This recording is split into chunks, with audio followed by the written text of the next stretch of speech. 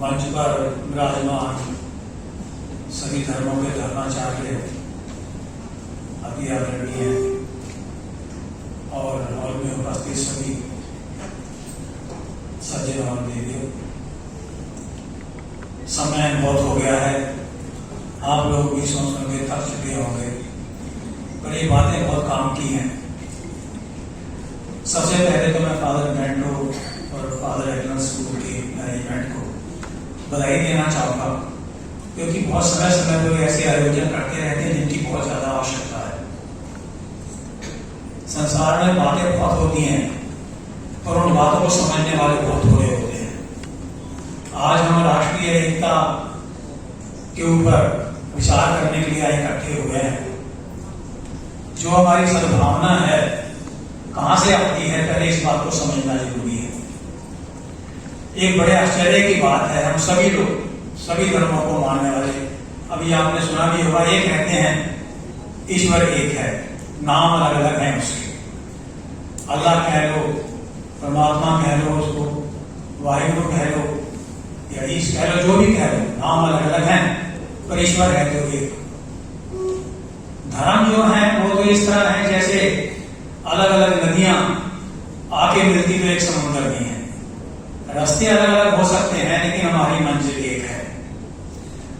फिर सबसे बड़ा सवाल ये उठता है कि अगर मंजिल एक है तो हमारे आपस में हम कहते हैं हम परमात्मा की औलाद हैं, सभी एक परमात्मा की औलाद हैं, तो फिर धर्म के नाम के झगड़े क्यों होते हैं? धर्म के नाम के ऊपर द्वेष क्यों होता है? धर्म के नाम के ऊपर कत्लेआम क्यों होता है? इतिहास गवाह है, लड़ाइयों में इतने लोग नहीं मारे गए जितने कि धर्म के नाम पे युद्धों पे मारे गए हैं। इसका मूल कारण है धर्म का ना समझना। जो मनुष्य अपने आप को धर्मी कहता है और दूसरे धर्म की निंदा करता है, दूसरे धर्म से नफरत करता है, वो कुछ भी हो सकता है, वो धर्मी नहीं हो सकता। सबसे बड़ी बात है धर्म का अर्थ समझना। गुरु नानक देव जी की जो पहली वाणी है गुरु ग्रंथ साहब में, जिसे हम लोग सुबह रोज पढ़ते हैं, उसमें उन्होंने एक बात कही है, धौल धर्म दया का पुत्र।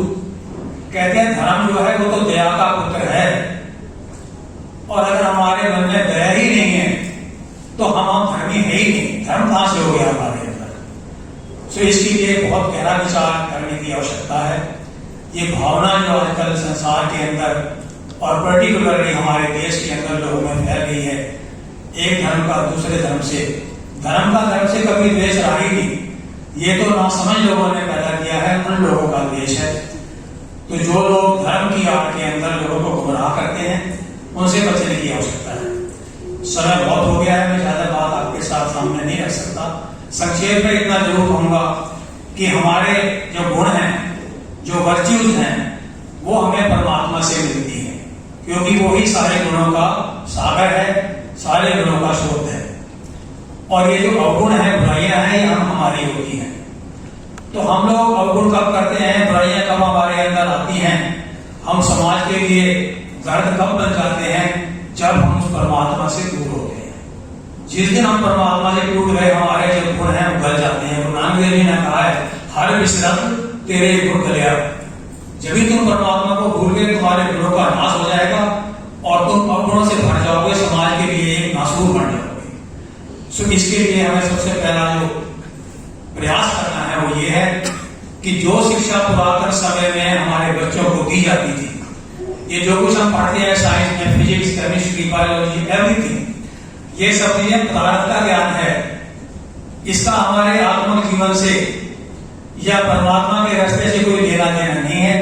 लेकिन जब तक हम इस शिक्षा के साथ अपने धर्म की, अपने जो परमात्मा का ज्ञान है, जो उसके गुण हमें ग्रहण करने हैं, उसकी शिक्षा अपने विद्यालयों में नहीं देते, तो मान लीजिए कि हमारी शिक्षा जो है हमें सिर्फ हमारे खाने पीने तक और उन कार्यों तक ही सीमित रखेगी जो कार्य दूसरे पशु पक्षी भी करते हैं, पर हम उनसे बहुत भिन्न हैं।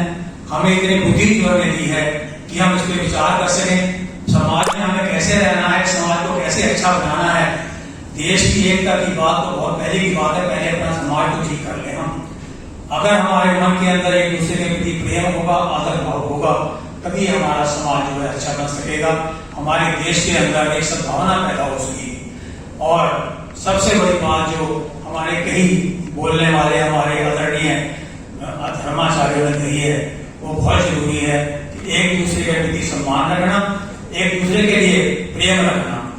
और प्रेम कैसी चीज है, वो तो गुरु गोबिंद सिंह जी ने अपनी वाणी में कहा है, साज कहो सुन लियो सब है, जिन प्रेम कियो तिन ही प्रभ। ईश्वर की प्राप्ति उसी को होती है जो कि प्रेम के रास्ते पर चलता है, सबसे प्रेम करता है। ईश्वर हमारे सबके अंदर है, जो हमारा जीवन है ना, हम जो बोल रहे हैं, चल रहे हैं, जो कुछ भी कर रहे हैं, यही ईश्वर है। ईश्वर को कहीं और ढूंढने की आवश्यकता नहीं है, ईश्वर तो आपके अंदर है। भगत कबीर जी ने कहा है कि मन तू ज्योत स्वरूप है, अपना मूल पहचान, तू तो उस परमात्मा का अंश है, लेकिन हम उस चीज को भूल जाते हैं, इसलिए हम बुराइयों की तरफ चलते हैं।